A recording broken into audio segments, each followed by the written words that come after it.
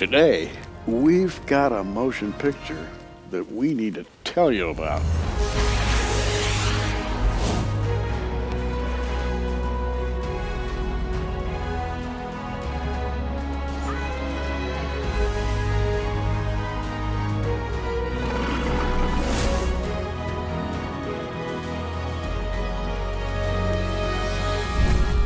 And that motion picture is called Before the Wrath. The producer of that film is with us today. He is Brent Miller Jr., and we love to sit and talk with Brent, particularly about this latest project. Thank you, Gary, for having me back on. It's great to be here. You know, movie making is difficult. I don't have to tell you that, but I'll bet you know just how difficult, because you've been through all of the procedures that it took to put together a grade A, first-class motion picture. Yeah. And it's not easy, right? It is absolutely not easy. This production, we had over 100 actors and extras and crew on set. Wow. With all the permits and special effects specialists on set, set medics, you name it, they were there. And we filmed on a set down in Hollywood. The same. So you're telling me something good can come out of Hollywood? I know you wouldn't think so, but apparently there's at least one thing that has. So, but absolutely, and it was the same set that some films such as American Sniper and 12 Strong and the TV show SEAL Team were filmed on. So. This story that has to be presented to the church was so important that we decided that the only real way to do it was to reproduce this true first century discovery in a way that really spoke to the heart. And let's take just a quick look at the trailer. As Galileans, we witnessed his first miracle. He warned us that a time of great deception would come. But we must hold on to our faith that one day he would return to save us from the end of the world.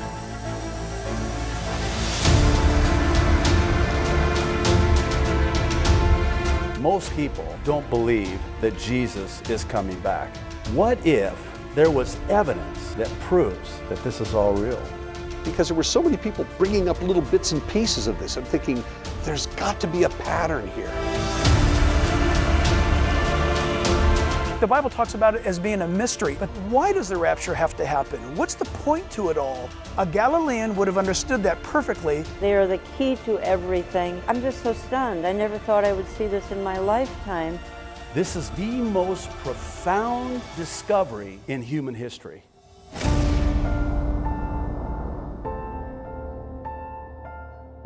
From his promise made through wine at the Last Supper, to why the world cannot know the day of his return, we were chosen to preserve the truth until the end of days. So even if we are not spared from death, others can unveil what we knew and believe. This discovery proves that he is coming back.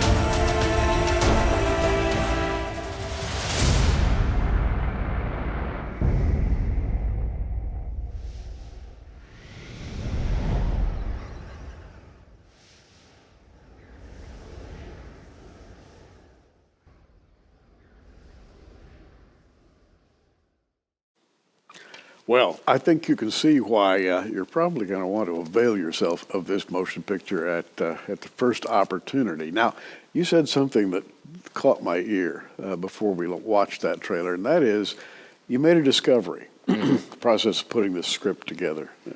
Tell us about that. Well, we had a team of researchers come to us that were conducting, it was a 10-year research program, ancient anthropological research program in the Middle East, in the Galilean area. And as we know, Jesus wasn't just simply a Jew, he was a Galilean. His disciples were Galileans. And we know that Galilean culture was different than actually the Jewish culture, especially around some of the more populated areas like Jerusalem.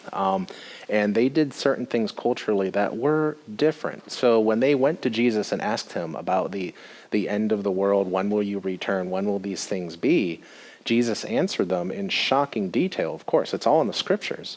But what we kind of forget to realize is that he answered them in the Galilean vernacular in a way that actually connected to them specifically. And what we have found is that culturally speaking, what Jesus left with the Galileans in the first century is essentially a lost timeline from his first coming all the way through the second coming. It includes the rapture, and it explains things in a way that are so shocking. The rapture for the first time ever now makes perfect sense, not only for believers, but even for non-believers, where it opens up a door to ask more questions about Bible prophecy and the return of Christ in ways that the church has been starving for. They need a ministry tool that can penetrate the hearts and the minds of not only the congregations that we're seeing now, the terrible trends of Christians falling away from prophecy, which is a third of the Bible. They're ignoring a third of the Bible, but also to non-believers. Christians themselves don't even understand why the rapture has to happen. Many accept that it will happen, and of course it's very real. But why does it have to happen? And the why is the key that not only unites Christians regarding the second coming of Christ in the last days, but truly builds that bridge of communication to non-believers for the first time that can really open their eyes to the return of Christ. Or to lukewarm believers. Absolutely. People who go to church as a cultural event or societal event because their neighbors go to church, and that's the place where they have those wonderful get-together dinners and things like that. And hey, why not? They got Bridge Club. They've got all kinds of fun things to do at church. Why not go there, even if you don't really believe everything they teach?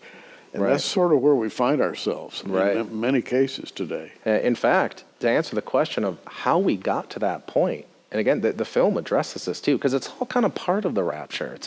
It really is all related in a way that will truly change your life. And so that is all part of the question. And how we got to that place is actually prophecy being marginalized in the church. And a lot of people may think, some Christians may believe, well, it's not really that important, right? Just, follow Christ and we don't really have to talk about prophecy. But unfortunately, it makes all the difference in the world. In fact, this film isn't just an incredible story about God's love and opens the truth about the rapture up in a way that is just changing lives, but it's also a warning. A very serious warning that the church must see, that every pastor in this country has to watch. But first and foremost, to prove that prophecy is being marginalized. We work with some incredible talent in this film, so some brilliant individuals, Jan Markell, Mir Safadi, Jack Hibbs, J.D. Farag, the executive director at Lifeway Research. They're all part of this film. They're in this film. And working with Lifeway Research, what we've discovered is that just how much prophecy is being marginalized. We can put a number on it now, and it's shocking to us. They did a study where they randomly grabbed 450 sermons across the United States on a Sunday morning. Now that everything streams online, it's pretty easy to do. And they went through second by second, what Bible of the book are they teaching from, what verses, etc. And this was part of some kind of prophetic research that they were doing, trends in the church, right? Now, out of 450 sermons, right, they found that only 2% of sermons contained anything taught out of a prophetic book of the Bible or mentioned anything prophetic at all. 2%. Now, the reason why that's shocking is because, as I mentioned before, and as most will agree, the Bible is almost 1/3 prophetic. So if a pastor just randomly opens up to a random book of the Bible and teaches from, a random scripture, he's got around 1/3 of a chance he's going to hit something prophetic, right? Sure. So if only 2% of sermons are touching on anything prophetic on any given day in church in the United States, that means that it is intentionally being avoided. It is intentionally being marginalized. That would be the conclusion. Absolutely. So obviously this comes from a lot of it being presented as a fringe topic. It's being sensationalized. Pastors don't know how to deal with it. They avoid the topics because it's too controversial, and they don't actually see the value in it. Maybe it's not necessary. And I think what Christians are forgetting, what we're forgetting in these last days, is the reason why prophecy is 1/3 of the Bible, why it exists in the first place. I strongly believe that prophecy exists so that God proves to us that he is God. I mean, wasn't it in Matthew where Christ said, I've told you these things are going to happen, so when you see that they happen, you will know that I am? I mean, that's the point of prophecy. And he also told the parable of the 10 virgins who, as we know, were not all faithful. And there was a wedding, and the bride was in the chamber, and bridegroom came, and a lot of them weren't prepared. They were not waiting. Exactly. And they missed his appearance. They did. Which to me is a parable that really speaks to the subject we're on right now. You don't want to miss it. No, you don't. And in fact, the 10 bridesmaids is in the film Before the Wrath. It's all part of the warning. It's all related to the rapture in ways that are just phenomenal. In fact, the warning that's related to is, we're talking about how prophecy is being marginalized, how Christians, including most pastors, have forgotten why prophecy is there, right? But what's interesting, what leads into what you brought up about the bridesmaids, is what's interesting is that to many, and I understand we are led by the Spirit. The Spirit is proof that the Scriptures are inspired by God, absolutely. But even for most Christians, and we'll get to why that is also, and especially for all non-believers, which, by the way, is 83% of the global population. I think we forget that. 83% of the entire planet's population admits to rejecting the idea that Christ is the Messiah. So the majority of the entire planet's population doesn't believe that Christ is coming back. And in fact, more people than ever before in the United States don't believe that Jesus is coming back. Again, a very serious trend where the topics of the rapture and his return, we have to discuss this. I mean, there's no more time to waste, but I digress. Well, if I could just throw in a comment at this point in time, there is a man out there, an individual named Satan, and he's a master propagandist, and he turns people away from the message that we would like to bring. And one of the ways he does it is societally, affecting our education systems, our interactions, the way we buy and sell and comport ourselves on a daily basis, and he's everywhere propagandizing against the church. Never misses an opportunity to smear mud on the church. And that, let's face it, that's the world we live in. And as people who preach the gospel, who study the prophecies, we have that obstacle, and the Bible tells us about the obstacle. It's not like it's hidden or anything. We do have an opponent. Absolutely. In fact, Satan has been working nonstop for, probably since day one, to have prophecy marginalized from the church. It's what he wants. That's true. But the reason why he wants prophecy marginalized, why he wants it out of the church, and he's doing it very effectively, by the way. 98% of churches basically now avoid prophecy. So there you go. Prophecy is essentially gone. But the reason why, again, it goes back to why prophecy exists, for God to prove to us that he is God. When you see these events happen that I told you would happen, you'll know that I am. It makes perfect sense.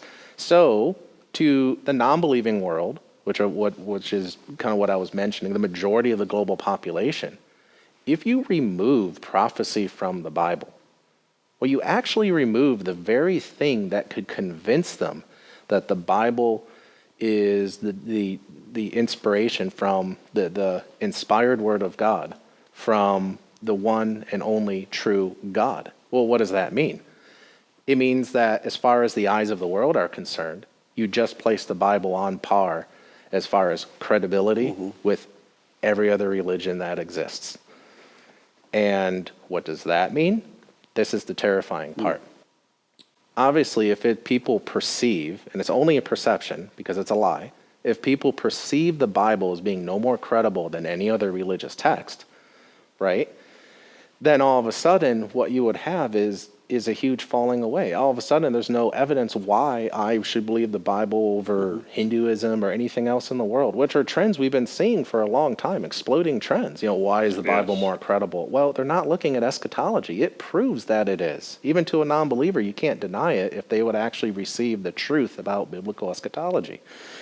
But you place it on par with everything else, and even Christians, remember, 98% of churches, and even Christians within the church themselves no longer are taught by the pastors why they should believe in the Bible. Remember, always have a reason for your faith. Well, the pastors don't prove that it's real. They just say, believe it, and that's good enough. Yeah. And so what you have is an apostasy. You have a falling away, and what is so shocking to us is how bad that actually is. If I can actually take a moment and tell you about, again, some statistics that we were working with Lifeway Research for, again, in the film. Okay. What we've discovered is that, of course, 85% of Americans call themselves Christians, right? So we're often looked at as, a Christian nation, right? 85% call themselves Christians. But when those people are asked, right, the Christians, not the whole population, but the Christians specifically are asked, core biblical beliefs like Jesus Christ is the only way to heaven, right? And and the Bible is the complete inspired word of God, and you ought to share that with other people. Tell them about Christ. Very basic, fundamental questions that every Christian should agree with. We find immediately that only 15% of Christians in the United States agree with those core principles of biblical teaching. When in fact Jesus said, I'm the way, the truth, and the life, no man cometh unto the Father except by or except through me. Well, that's fairly easy to understand. Yeah, it's straightforward. It is forward. So, but to put it another way, it's shocking to then realize that despite what people calling themselves self-proclaiming to be Christians, the bottom line is right now, over 80% of the entire American population essentially disagrees that the Bible is the complete Word of God. Wow. And something I would have suspected, I didn't have that particular statistic in my head, but I'm going to remember that one.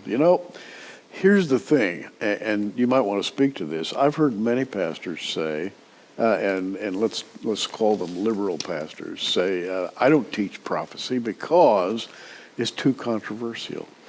It just causes controversy in my congregation, and I want to unify my congregation. I don't want to tear it apart.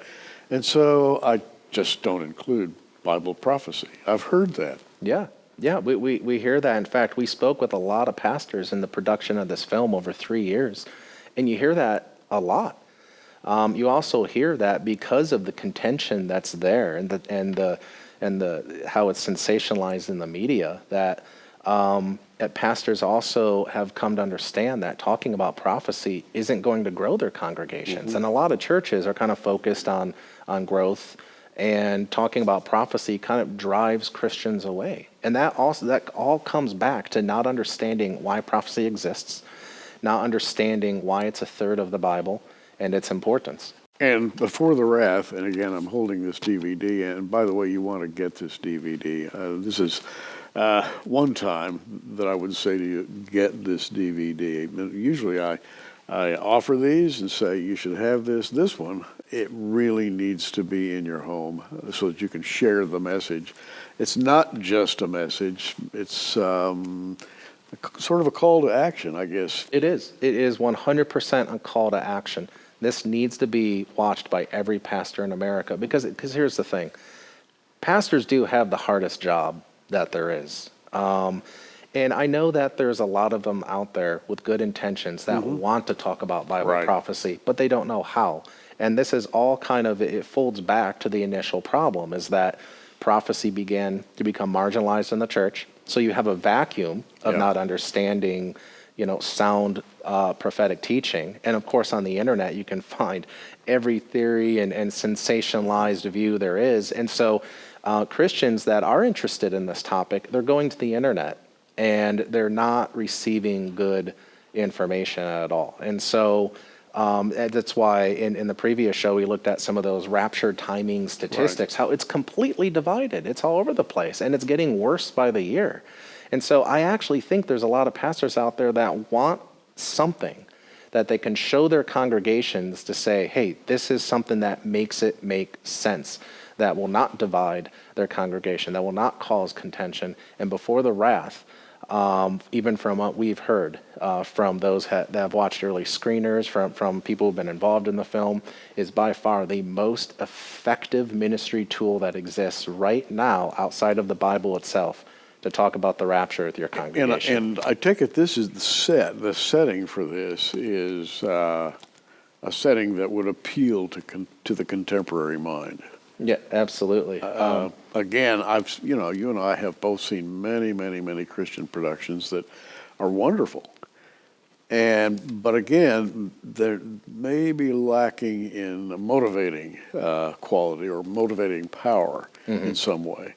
But you have specifically designed this to present, what should I say, an urgency. And I believe the same thing. I mean, and I've taught it for a number of years. It doesn't look like Jesus is coming day after tomorrow, but he could. Yeah. I mean, we're in that general time, I think. Yeah, absolutely. In fact, as far as just talking about some of these statistics about, views of the rapture and everything, it leads us to the rational conclusion. No wonder Christ says he returns as a thief in the night. I mean, the world is unprepared. In fact, the Galileans even understood that phrase, that no one knows the day or the hour, and that we know that Christ returns like a thief in the night, in a way. Sort of built into that wedding ceremony that you were talking It is, about. into the specific Galilean customs that Christ was speaking to. I mean, they understood it so deeply in ways that it's shocking to see the big picture. Well, as you can tell, I think Brent really believes in what he's doing, and that motivation has produced a wonderful motion picture for you and yours. Making a movie is not easy. It may be one of the hardest things on earth. It's sort of like herding cats, right? You got to get everything happening at the same time in the same place, and you've done it. So how does it feel? And by the way, what have been the general reviews? The early reviews, everything is 5 out of 5 stars. Wow. The reviews have been absolutely off the chart. In fact, some early sales from some Christian partners, it's already hit number 1 on the charts. We've heard stories of pastors that normally don't talk about prophecy who have watched this film. In fact, a couple were at the sold-out premiere in California, where the following Sunday, they actually made the sermon at their congregations to talk about what was in the film. And for the first time in years, their congregations got to hear about Bible prophecy and the rapture and the return of Christ. And in fact, speaking of the rapture, and especially those that are not going to be ready and not prepared, we brought a video clip about that as well. There will be many that choose to be separated from him for all of eternity, those that will be left behind. When they get to the Father's house, everybody piles into the compound now, and the feast is set and ready to go, and the door is shut behind them.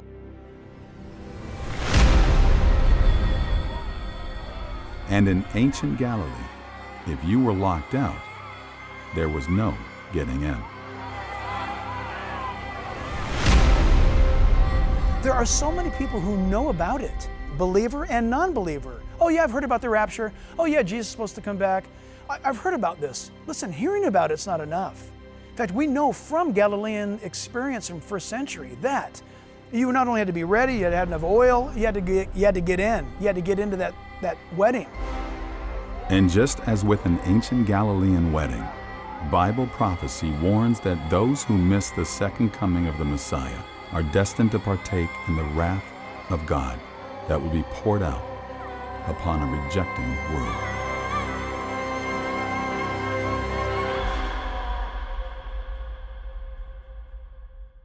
It's called, it's called Before the Wrath, and it's a film you should have, you should share with your friends. We're offering it for your gift of $25, free shipping anywhere in the U.S. Go to prophecywatchers.tv, go to the online bookstore, just click on that, scroll down, and you'll find Before the Wrath for your gift of $25. Also, there is a Rapture and Wrath package that we have put together. We love to offer packages, and we have not only Before the Wrath, but we have some other Brent Miller productions here, one called The Final Prophecies, one called The Coming Convergence, and we have a roundtable discussion, a Rapture Q&A that we're going to put into this package, along with Bill Salas's book, Apocalypse Road, which is an in-depth study, by the way. The Rapture Q&A is very valuable. I think you'll find it extremely valuable. And all of these items, including Before the Wrath, for your gift of $60, free shipping anywhere in the U.S. You can find it in the online library, and I hope you avail yourself of this offer. And one of the things it's going to do for you is it's going to stimulate you to share with your friends. I know if you don't have something like this to say, hey, look, come over. I want you to see a movie I've got. Or can I come over to your house? Or next Friday when we're over eating supper, I'm going to bring a movie, and I'd like for us all to watch it. And if you've got the movie, you'll be more, I think, stimulated to take some action with somebody you think may just be willing to hear this. And maybe you didn't think they were, but now that you have the film, you have no excuses. Go to the neighbor's house and share this with them.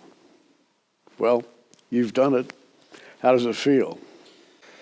Hey, honestly, our entire film crew is humbled and blessed that the Lord has allowed us to use us to produce this film, and it's been an incredible blessing in our lives. We have learned so much about the rapture.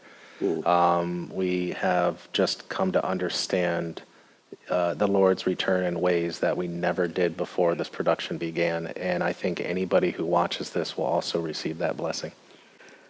You know, it's a wonderful thing that Brent has done, and we just appreciate his being here. Thanks very much. Thank you. I'm Gary Stearman. Hey, we're watching. You keep watching, too.